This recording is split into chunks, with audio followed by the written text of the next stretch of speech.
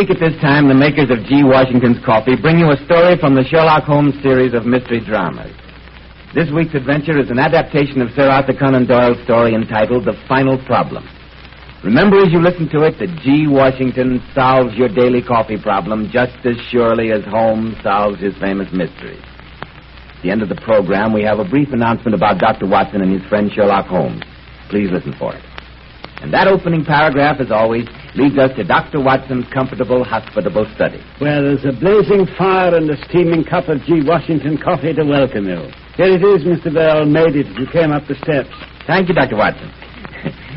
You know, a good cup of coffee always seems to me to be the very essence of hospitality. You name me a better coffee than G. Washington's, Mr. Bell. Go ahead, name me one.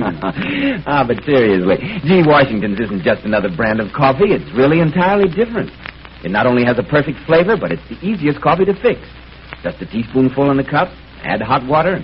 Incidentally, you never make more than you're going to use, so that makes it economical, too. Right, Mr. Bell. Now, suppose I begin my story. Fine. What's it to be this time? How about another tussle between Holmes and Professor Moriarty? Excellent.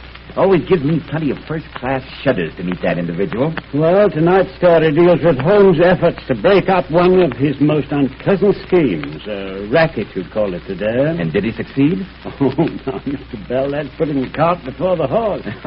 The affair began with a series of curious disappearances from St. Anthony's Hospital. Well, what disappeared, Dr. Watson? People or things? They were corpses, or perhaps I should say cadavers. Now, before I go any farther, perhaps I should explain that St. Anthony's is a medical school and hospital combined.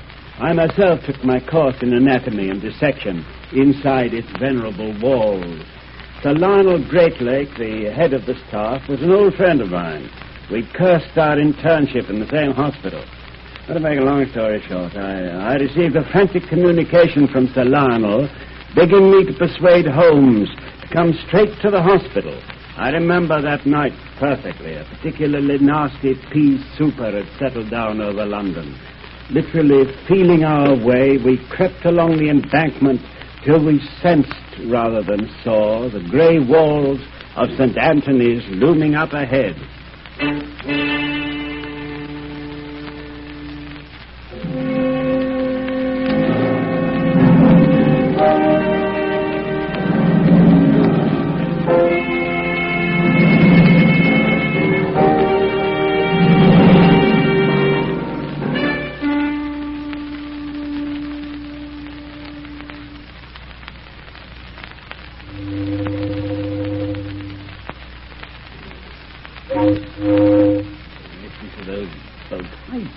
Foghorns always have to sound so mournful. Well, Watson, you would insist on coming tonight. No, the staff entrance should be somewhere along here. Here it is. I stumbled over the doorstep. Where is that infernal bell? Oh, and here we are. I hope the night watchman hasn't gone off in his rounds.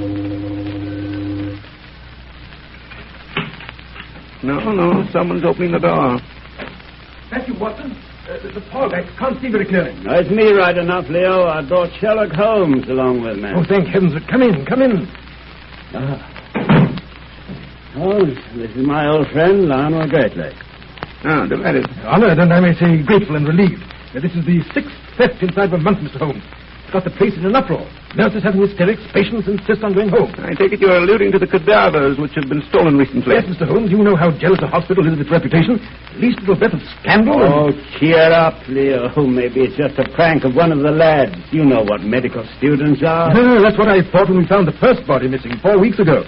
But now that 5 have been stolen, oh, no, that's carrying a joke too far. They tried to get away with another this evening. Really? I just happened to drop into the dissecting room in time to stop it. The minute I opened the door, I knew someone was in there, but he slipped out the side way before I could light the gas. But come and see for yourself. Follow me. The laboratories are in this wing. Oh, mausoleum. Looks familiar, Leo. Remember when we used to sneak a forbidden smoke behind that broom closet? I wish to heaven life were as simple nowadays. Deuced faces like a beehive, buzzing with suspicion. No wonder we've been able to keep it out of the paper. Here we are. Just 1 second till I unlock the door. That's it. Now, just let me turn up the gas. Well, there we are. Quite impressive. I see you have all the latest improvements. That gentleman in the corner. I take it he was the object of tonight's attempted abduction. Yes, Mr. Holmes, that's the corpse. Splendid specimen, too. Face a bit the worse for wear. Otherwise, a splendid body. Yes, we're most anxious not to lose him. He must be fairly recent. I see there have been no injections of the preserving fluid. Quite right, Mr. Holmes. He died only this afternoon. And the other stolen bodies. They have been duly preserved, I suppose. Well, no. Now that you mention it, they were all stolen before being treated. Curious, Watson? Well, I don't know. I suppose if you're going to be a body snatcher, you might as well take fresh ones. You'll pardon me if I rummage around a bit, Sir Lionel? Of course. Yes, I can carry on my interrogations and my investigations at the same time.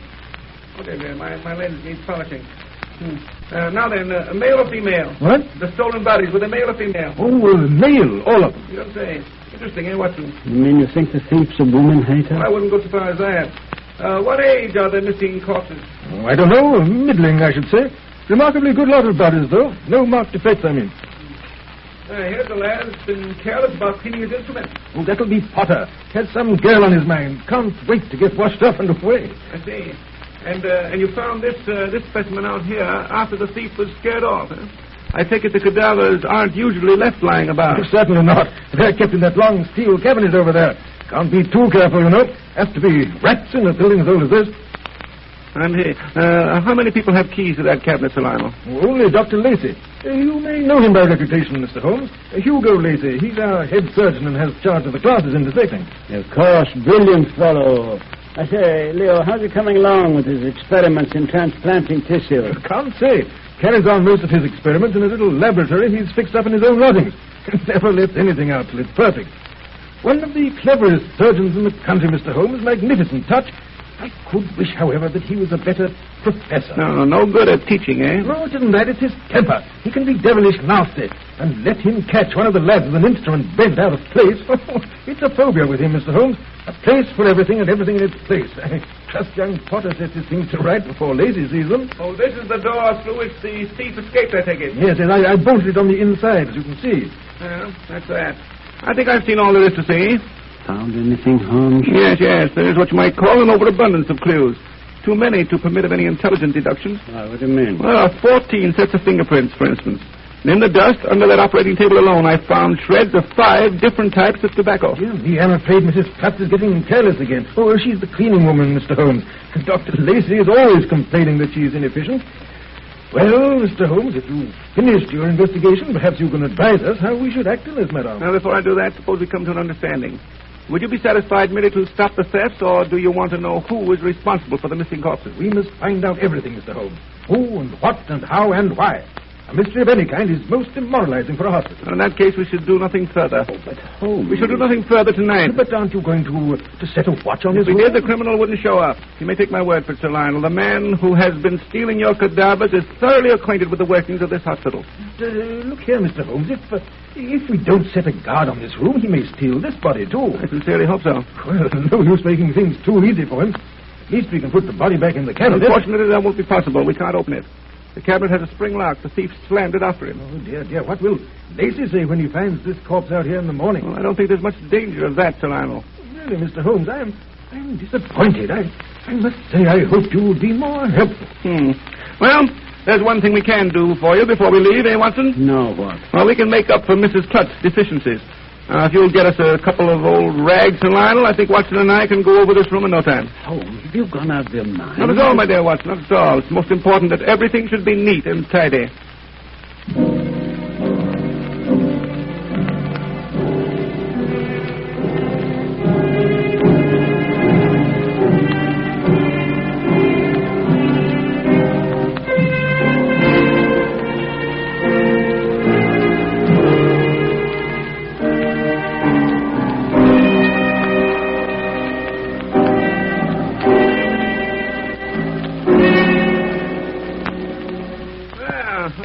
It's a nice brisk day, eh? Wind seems to have dissipated all the fog.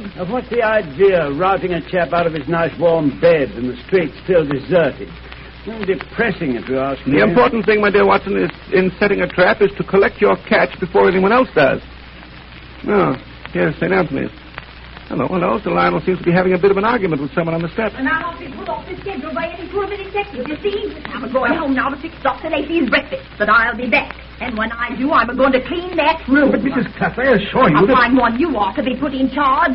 Everyone knows routine is what keeps an obstacle running. Watson, Mr. Holmes, I didn't see you. Come in. Watson, Anthony's come at you, I'd like to know. Out of me way, you. What? Here, I beg your pardon. I'm not to be put off my schedule, I'll tell you that. My soul, when I... Yes, that was Mrs. Clough. So I gathered. Bit of a termagant, little red hair, fairly blazing. Come in. Sorry to give you such a stormy welcome, but I just caught Mrs. Clough about to clean up the laboratory. I suppose you want to take another look at the place. If it's convenient. Yes, of course. Follow me. I wonder why the sudden burst of energy on Mrs. Clough's part. Dr. Lacey may have been putting the screws on. They get along like cat and dog, those two. But didn't I just hear her say that she was going home to fix him his breakfast? Yes. You see, Dr. Lacey is Mrs. Clough's star lodger. But surely if they get on each other's nerves, as they seem to... Yes, it's a bit difficult to understand, I admit, but... I suppose Lacey hesitates to move. He's really very comfortable. He's built in a lot of improvements, cupboards and things of that sort. And I've told you how he is, a place for everything and everything in its place. Moreover, Mrs. Clough is a first-class cook, and Lacey, he's a good feeder. Father Lacey, I wouldn't push the old girl too far. I'd be afraid of finding poison in my coffee some bright morning. Well, here's your laboratory, Mr. Holmes. After you, gentlemen. Looks about the same as it did last night. Well, I shall be able to judge better after I've gone over the place with my microscope. You said yourself there were too many fingerprints and things. Well, why do you suppose I insisted on those rags last night, eh? Oh, of course. Yeah, I see now. We were rubbing out those prints. Marvelous, my dear Watson, marvelous. The old brain is actually functioning this early in the morning. Well, now let's see what we've bagged. Oh, here's the sweeping stroke of a mop. The very mop that has been standing in this corner. Yes. Here are the imprints of a heavy hand on the edge of this table. Note the unusual whorls on the left-hand middle finger, like a question mark. Those must be Mrs. Clough's fingerprints. She was just about to start dusting the table when I caught her. Yes, the prints on the mop and on the table are identical. Well, that seems to be all the evidence against Mrs. Clough. I got her out as quickly as I could. Holmes, I say, Holmes, the corpse is gone. I wondered how soon you'd notice that. The corpse has been stolen. But what did you expect, huh? Sorry to contradict you, Mr. Holmes, but the corpse has been put back in the cabinet. Oh, indeed? Yes. As a matter of fact, it slipped my mind. I should have mentioned it sooner.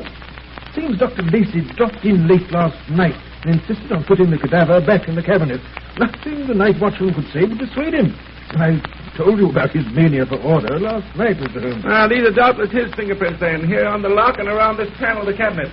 Yes, typical surgeon's hands. Long, sensitive fingers, but strong. Tipped slightly, specialist. Yes, that's Lacey right enough. But, Holmes, aren't you going to look inside the cabinet? Well, I suppose we might as well if Sir Lionel can provide us with the key. Certainly. Lacey left his with the night watchman.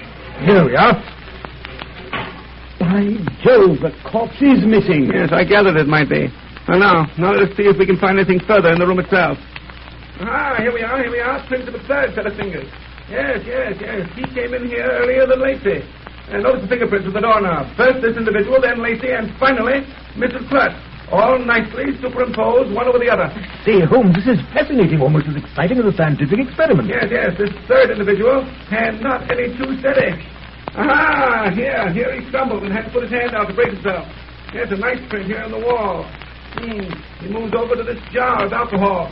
He removes the cover. Then he puts it back again. And here he staggers out. You mean he was intoxicated? Beautifully.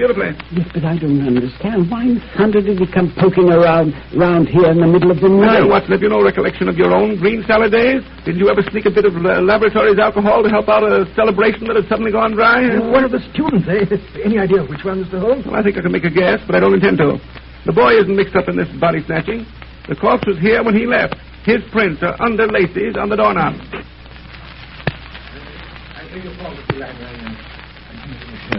What is it, Potter? I just thought I'd slip in and polish up my instruments before the petticoat gets... I beg your pardon, sir.